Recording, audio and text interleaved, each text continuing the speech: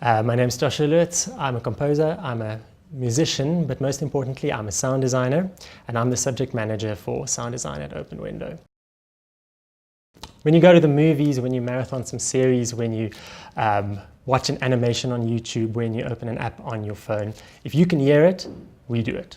And that's sound design. It's tied to audio-visual media, so this course is not a music production course, and I do feel it's important that I mention that.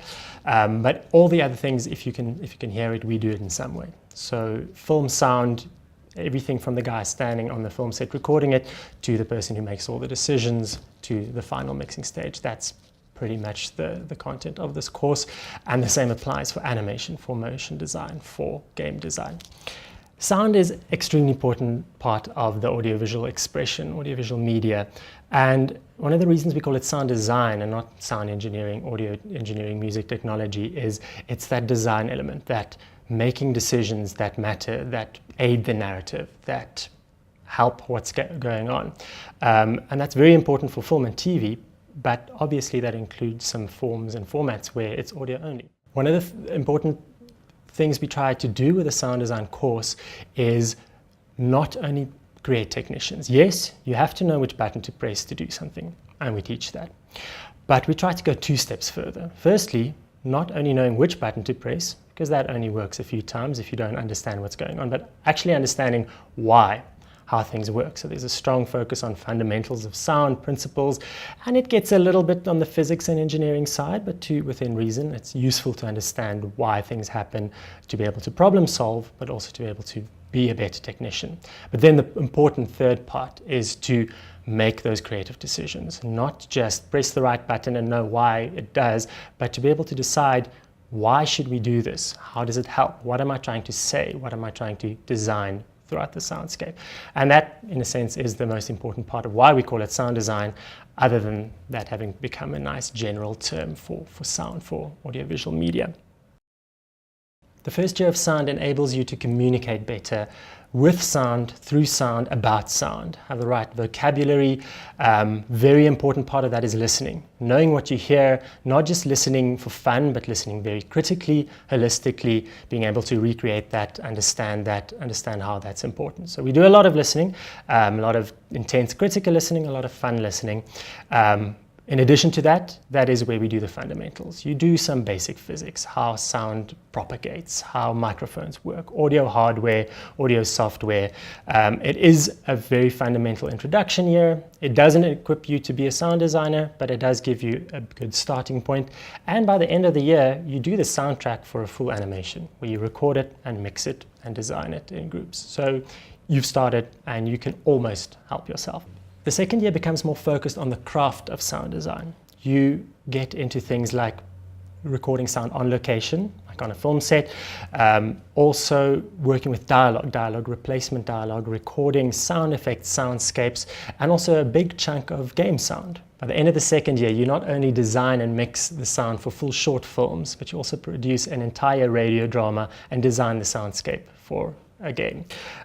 Some of the parts included in the second year is soundscape, sound effects, synthesis, game audio, a lot of working with dialogue replacement, dialogue editing, all the bits that you need to be able to mix an entire film, design a game. By the end of the year, you will have designed and mixed short films, but also do an entire radio drama, as well as design the soundscape, basic sounds for a game. Leading on to the third year, that's where the real technical and more advanced topics come in. So on the very technical side, we do things like acoustics, how to treat rooms, how to actually build acoustic panels, and do a little bit of mathematics to work out where to put it. Also, a very strong focus on surround sound and other immersive audio environments, which is a lot of fun because you've got sound coming from everywhere, but it's also one of the leading new fields in the audio field. The third year includes sound perception on the more conceptual side.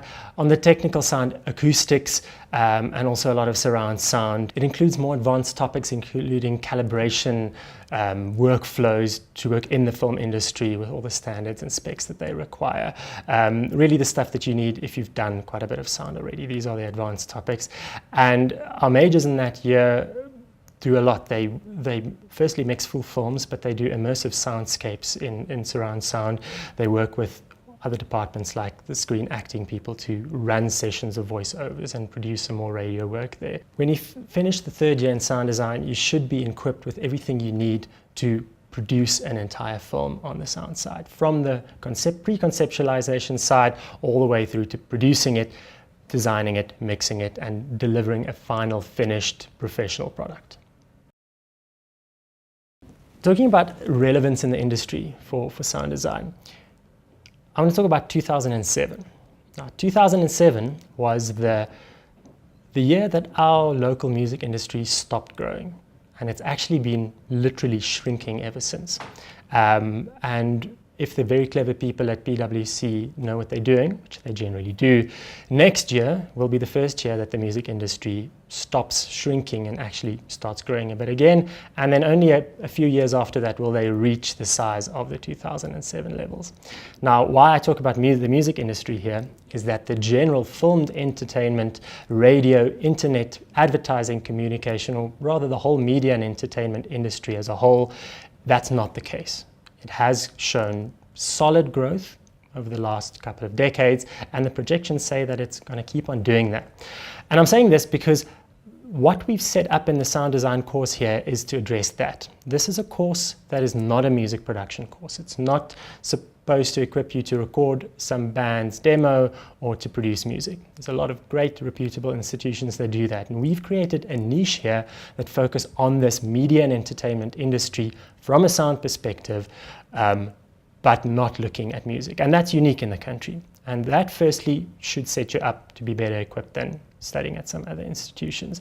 But the industry is actually growing. And let's face it, being in Gauteng is still the best place to be situated in the hub of this media and entertainment industry, and that's where we are as well. So we like to tie into the industry like that, and our course is flexible enough to be able to absorb quick changes in the industry, spec requirements, new emerging trends that we can capture in there. So from that point of view, I'm confident that we really equipped our students with something that is transportable into industry and into an industry that is viable to absorb them. As a sound design specialist, you're looking at a range of jobs that range from being a production sound technician, production field mixer, production recordist. We're actually on set gathering sound either on a TV or film set or for news and ENG, to the more stuff in the studio where you do post-production, where you are the sound designer as a general term, but final mix engineer, dialogue editor, music editor, or a sound supervisor on top of all of those people. But that's not the only reason to take sound design in terms of industry relevance. Sound design is a fantastic support subject for a lot of the other offerings at Open Window. If you were, for example, an indie filmmaker, it is indispensable to be able to help yourself in sound by being able to do that all on your own. And the same applies for a freelance motion designer or an indie game developer. So taking sound all the way through to third year level as a double major with something else like film or motion or animation is also a very viable thing to be broader skilled in an industry that does require a lot of people to be able to do more than just one thing.